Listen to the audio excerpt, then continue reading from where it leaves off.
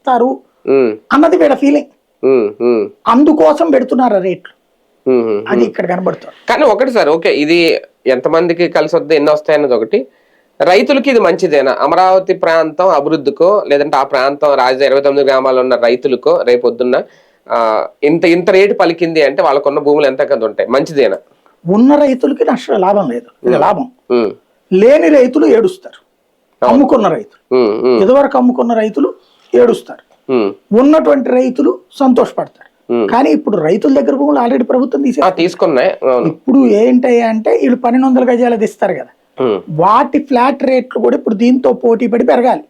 ఇప్పుడు మామూలుగా ఇప్పటికే కొన్ని ఏదో ప్రైవేట్ ఫ్లాట్లే కడుతున్నారంటే వీళ్ళ 2-3 దాంట్లో ఇలాగే ఉంటే అప్పుడు ఒక ఫ్లాట్ ఖరీదు ఎంత ఉంటుంది? ఇప్పుడు గుంటూరులో మనకి మామూలుగా ఒక 50 లక్షలు 60 లక్షలు ఉందని అనుకుందాం ఒక 2 BHK.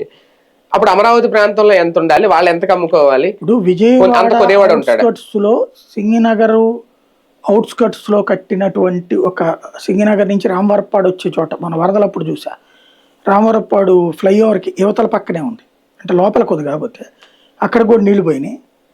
1-2 కోట్లట ఆ రోజు చివరికి. పాప ఆ లగ్జూరియస్ వాళ్ళు కూడా ట్రాక్టర్లో బయటికి రావాల్సి వచ్చింది.